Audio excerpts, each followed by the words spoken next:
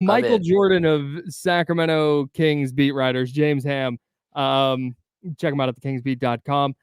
You were down at the DeMar DeRozan presser yesterday. You, the assembled Kings media, assembled Kings personnel to watch the introduction of perhaps the biggest name free agent acquisition. And I'm going to, you know what? Let me pause right there. I'm going to call this a free agent acquisition. I'm going to call it a free agent signing. I'm going to call it a signing. That's what I'm going to do. Okay. You call it what you want, Kyle. Thank you. I'm going to. I understand that this was a trade that is on the table. I get it. The Kings moved Harrison Barnes and an unprotected first round pick swap to the Spurs. And then they moved Chris Duarte and a couple of seconds and some cash to the Bulls. And then they acquired DeMar DeRozan in that swap. I get it. It's there. I'm calling it a signing. So if anybody has a problem with that, go listen to something else. Okay. That's fine, Kyle, because I honestly believe at some point we do have to give them some credit for this being a free agent signing, because that's what it was. The way that they courted him, the way that they brought him in, this was not a standard trade. This was having to roll out the red carpet and convince somebody that you're the right team for them at the right time. And that's what they did with DeRozan. I thought it was interesting that there were a lot of either fans or Kings employees or employees of like local businesses there. I'm not sure, but it reminded me of like 1970s television where this episode is filmed in front of a live studio audience. And you're like, okay, like there was a laugh track, man. It was very strange. What an odd thing. But I guess, I mean, it deserves a little bit of pomp and circumstance, just given what the agency has meant in Sacramento forever. I've been in Sacramento since 2008. 2008. Oh my God, that's so long ago. 2008. I started doing media in Sacramento in 2011. And every year free agency was, well, Kings are off the table. Who can they trade for? Who's available? What's the draft look like? Like, that's always been what it is. And the reason we're going to call this a signing moving forward, and we're going to get into the press conference here in a second, but the reason we're calling this a signing is because DeMar DeRozan was a free agent. Mm-hmm. This is not a player who was under contract at the Bulls, and the Bulls said, oh God, we got to shed some salary. Let's get rid of him. And the Kings went, oh, us. Like, he was a free agent. He wanted to come to Sacramento. He would not have facilitated a sign and trade if he did not want to go to Sacramento. He would have signed with whatever team he wanted to sign with. Well, that and Kyle, I can tell you, like, the deal was worked out like on Thursday or Friday, right? They had the parameters of a deal in place where Harrison Barnes would go to San Antonio and Chris Duarte would go to the Bulls. Like, all of it was worked out. The only question was whether or not DeMar DeRozan would sign or not. Sure. And so that's where I do agree with you that it is truly, it feels like a free agent signing. Yeah. And, you know, I was able to ask him yesterday about that, Monty McNair and DeMar DeRozan, about, you know, there is a stigma in Sacramento about free agent signing here. There has been forever. I mean, again, we can talk about George Hill. We can talk about Vlade Divac. People want to bring up Malik Monk. Like, look, Malik Monk was a league minimum player. That's it. And yeah. And the Kings signed him to a 2-year, $19 million deal. I mean, sure, that's a nice quality deal for him, but that's who he was when they brought him in. And so when you look at the level of player that you just got, we're talking about a 6-time All-Star. We're talking about a 3-time All-NBA selection. We're talking about a guy who's averaged over 20 points per game, 11 consecutive seasons. To land one of those guys, even at the age of 34, it doesn't matter. This is a highly, highly effective, very good basketball player that typically is out of the reach of the Sacramento Kings as a free agent destination. Yeah, and you like you said, you asked Monty McNair and DeMar DeRozan about that yesterday. We'll hear that sound here in just a second. But I just want to, just real quick on the, like you said, people bring up Vlade. And Vlade was obviously incredibly impactful and super meaningful to what the Kings did in the late 90s and the early 2000s. That is undeniable. But he had never the one quote unquote award to his name at that point in his career through his first 9 seasons he finished 9th in most improved player voting in the 94-95 season. Wow. Like that's it. This is not a 3-time All NBA guy, not a 6-time 7-time All-Star. 7-time All-Star? 6-time All-Star. 6-time All-Star, 3-time All NBA, top 3 in clutch player of the year voting the last 2 years. Like he's just a different level of player, and I think that's why you saw a lot of the pomp and circumstance yesterday. And it's also why James, you asked Monty McNair and DeMar DeRozan about just kind of that stigma, and here's what they had to say. This is via the Kings Beat, ESPN 1320. Yeah, I think, like I said, it's, I don't know, for us personally, that's just our job. But I think for the organization, for somebody of DeMar's stature, look, when you're a free agent, you get to choose where you go. And for somebody like that to choose our team, I think it just speaks to what we're building here. And, this is a great city. It's a great organization. We have incredible fans. But number one, we've been winning. I think us and Denver are the only 2 teams that have won 46 or more in the West the last 2 years. It's an incredibly tough West. But, hopefully that's part of what DeMar saw here, and that we can have, even bigger dreams in the future. Yeah, DeMar, sort of the same question. Just what is it about this fit that you felt like, okay, I'm willing to take a gamble where so many other players in the past haven't? How many times I've seen that beam lit up when I was chilling at home, especially being on Central Time. Me watching, I watch every NBA game, so like I said, you're just always seeing something lit up. It's like, damn, what's the significance of pushing this button, But like I said, winning solves all.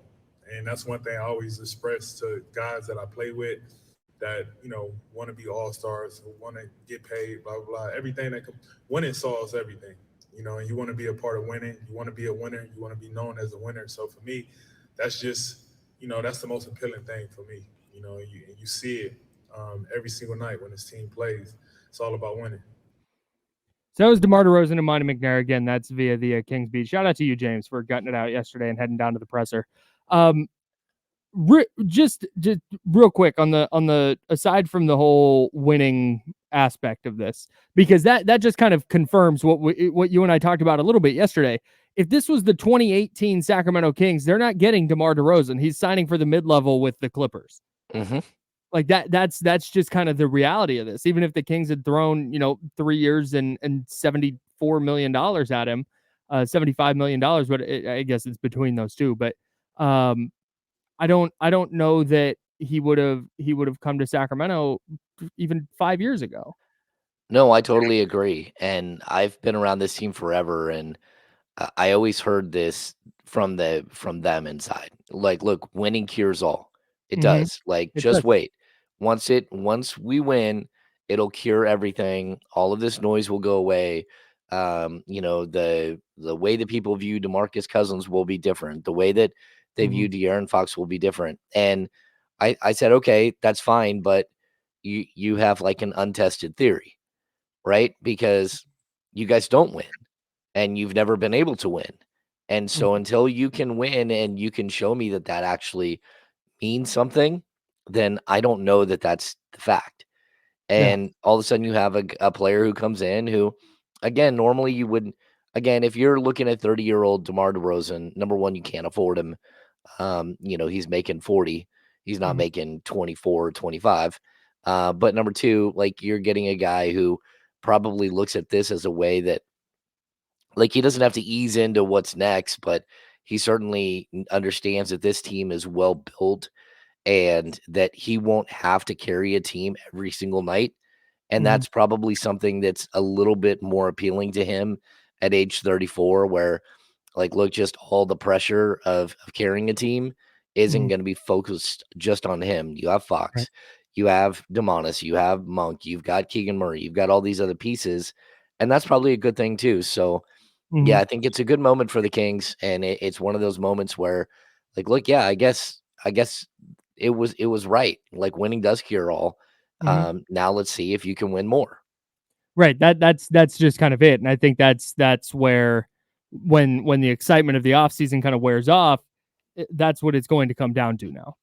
is now to me, there's not going to be like, well, Malik Monk was out and, it was the second year and they're still gelling. Like, now's the time. It's go time. And winning to this point has been great, but now it needs to continue at a higher level than it was. Yeah, I totally agree. And I would even say that the fit thing, when it comes to fit, DeMar DeRozan was very clear. Like, look, he's been in the league a long time. He knows how to fit with anyone. He knows how to adapt his game and to learn the offense and to study. And he talked about it in that clip. He watches every basketball game. Like, he knows what he's getting into. I'm calling BS. You don't think so? He watches every single basketball game that's played through an entire season. He's got film to watch. He's got practice to go to. He's got sleep to get. He's got games to play. I'm calling shenanigans that he watches every single NBA game. Hey, I do know that there are people out there that do watch every single game, whether they watch it like at 1.5 times speed or so like whatever, but they are watching games all the time. Yeah. He's a hooper. That's what he is. That's what he loves the game, and that I think that comes through with his messaging. Yeah, for sure. And that's what I obviously tongue in cheek on the watching every NBA game thing. Maybe he does, because I know that players get access to film and they can watch the like condensed version of games, or you can get an entire NBA game in 28 minutes or however long it is. But I overall was impressed by the way he just kind of comported himself yesterday. I think it was pretty genuine.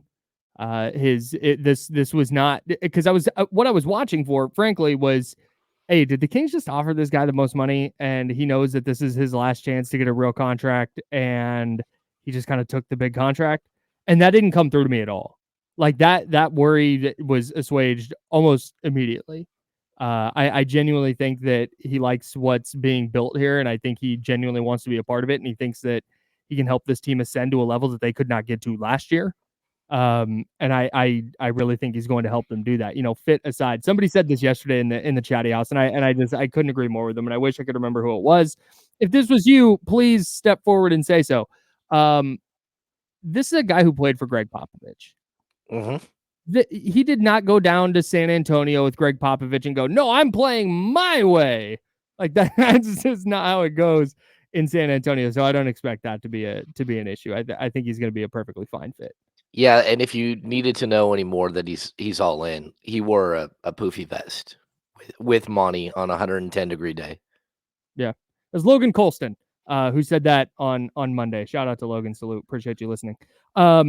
Dude, the outfits yesterday, I know this, everyone's been talking about this. Insane. This is not his first time in Sacramento. He was in Sacramento. What day was that? Saturday? It was like 114 on Saturday. It was so hot. You knew what you were getting into. What was with that outfit? It was I don't even mind the long pants. Some people are not shorts people. Some people are like, I will wear jeans or chinos or joggers or whatever 365 days a year. Don't begrudge you. That's fine. But the hoodie? Okay, maybe he's got the hoodie on because he's going to be inside. Maybe he doesn't like being cold. Maybe it's cold in that building, so he brought a hoodie. He's layering. That's fine. But then the vest to me, I don't know if that was a bit with Monty, where he was like, I'm going to wear a vest because Monty's wearing a vest. Or if that was a matter of like, this hoodie's not coming off. I'm layering with the vest. This is completing this outfit. It was a clean look. It looks great. I'm no shade at the look. It was a great look for like December 9th, not July 9th. That's insane. Clean it up, dude. I agree. Figure it out. All right. I have major concerns about his decision making now. No, we've blown through it. We've blown through the break, James. We're just going now. All right. Yeah, no, we blew through it a while ago. Okay. No, I overall, again, winning a press conference, losing a press conference doesn't frankly matter. But if there was any concern, like I said, about why he's here or the fit here or whatever it is, to me that went away yesterday. And also, I think he got some really good insight into what DeMar DeRozan is or who DeMar DeRozan is as a person. And as I think this reflects on how he will be as a teammate. But the fact that after his press conference, he went and had sit downs with basically anybody who wanted one. He had one-on-one chats with everybody. He had one-on-ones with probably 10 different media outlets, everyone. And some media outlets got 2 people. I didn't go over because I'm sick, so I didn't go over. But outside of that, everybody got time with him.